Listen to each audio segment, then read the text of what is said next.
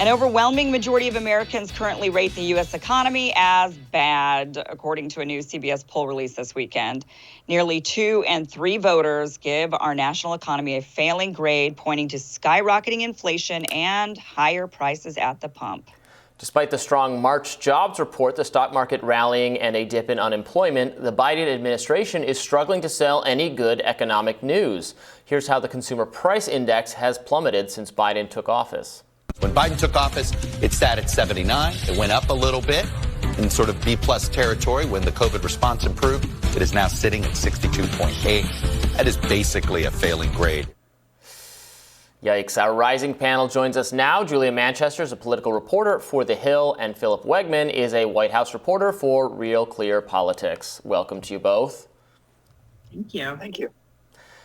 So, Julia, is this is the main story, in my opinion, so I'm curious for your take, about what's going on in this country. This is the main thing that will matter, come November. It will be a referendum, I think, on how Biden has handled rebuilding the economy in the wake of COVID. And a lot of these indicators, there's some good indicators, but a lot are bad. And clearly the mood of the country is that it's not at all sufficient. And that's ultimately what matters, isn't it? It is the main story, and we've seen Republicans going back really to the middle or spring of 2021 really telegraphing that they would message on this, and they are following through on that. What's been interesting, though, is to watch the Biden administration's response to this and to see how they've messaged around this. They've tried to label the rise in gas prices as Putin's price hike. Pointing to the impact of the Russian invasion on Ukraine could have on gas prices.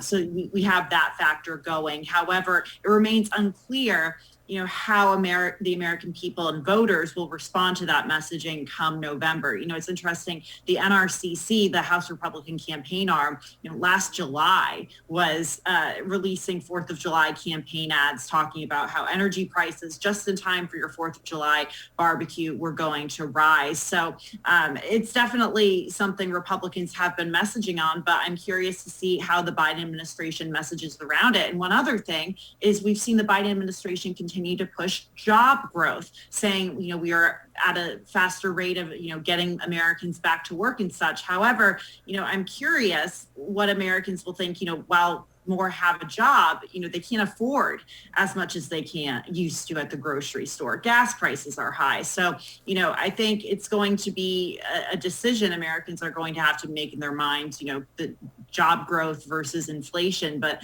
I think ultimately the rising prices are going to have a big impact, and that's going to be an issue for Democrats when it comes to messaging ahead of November.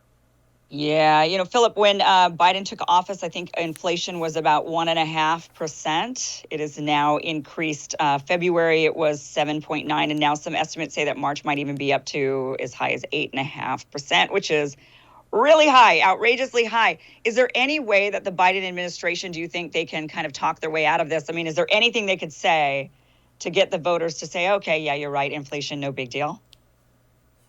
I mean, they've tried talking their way out of it. At first, we heard that these were first world problems, that this was just transitory inflation that would eventually go away when we undid all the kinks in supply chain.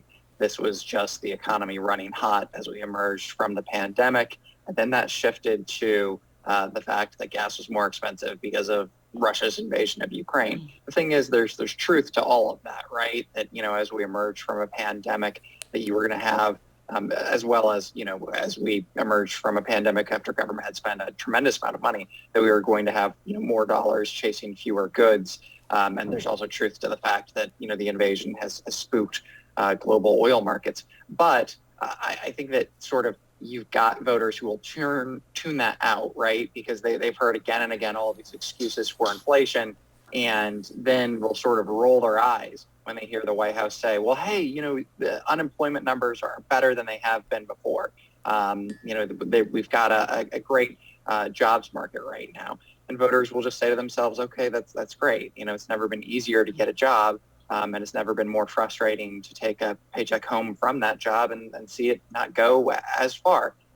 So the White House, they can try and talk their way out of this. They can try and spin it. But at the end of the day, I think that the hard economic reality is that, your dollar isn't going as far as it used to.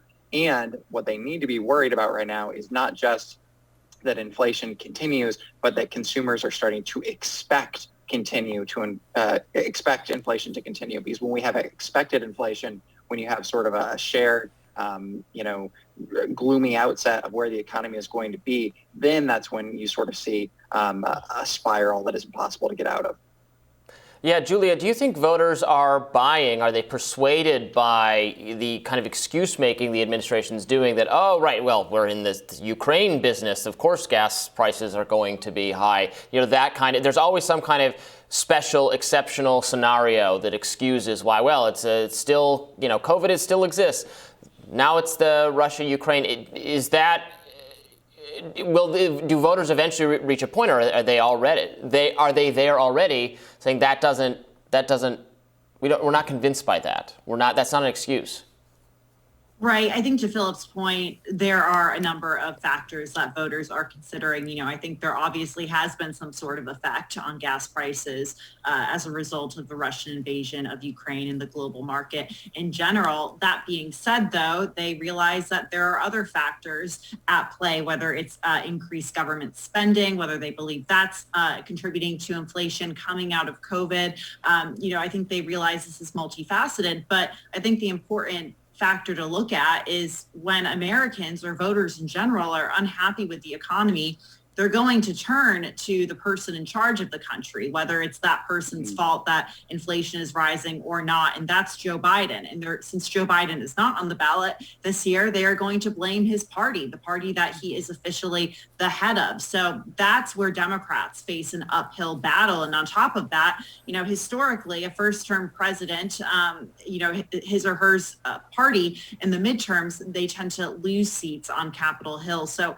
we've got a lot of factors going against Biden administration. I don't have any polling in front of me, but I have seen, recent polling, including from a Harvard CAPS poll that's released to the Hill every month, that shows that Americans aren't necessarily buying the excuses from the administration. Part of the reason, I think, is because inflation has been steadily rising before the Ukraine war. Yeah, absolutely. So, Philip, some of the estimates coming out of, like, for example, UBS, which is an investment bank, they believe that March it's going to be, we've been hearing this a lot, but March, this is where it's going to peak, okay? This is where inflation's going to hit its top point, and then it's going to go down from there.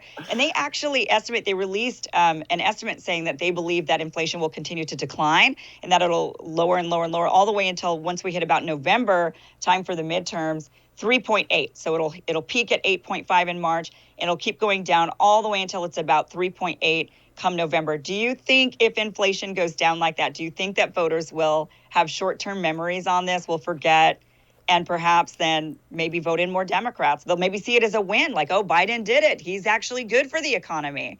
How do you think that's going to affect maybe the midterms? If that's true, if the outcome ends up this way.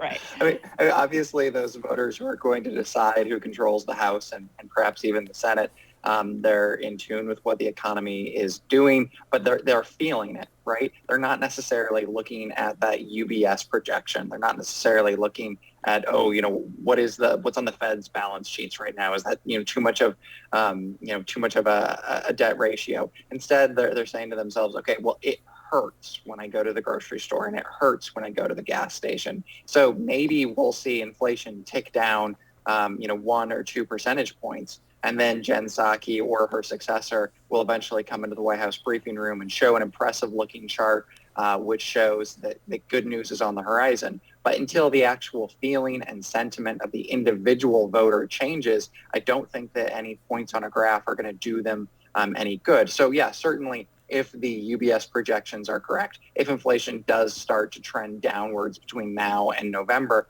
maybe that does lessen the blow for Democrats. But this thing is only going to turn around when you've got regular Americans going to the gas station and saying, oh, wow, gas is not as expensive as it used to be. This is no longer as much of a headache as it was just a few months ago. Maybe things are getting better. It's not going to be what the economists are telling voters to feel. It's going to be what voters feel when they pull out their wallets. Yeah. Philip Wegmann, Julia Manchester, thank you so much for joining us. Thank you. Thank you. And we'll have more Rising right after this.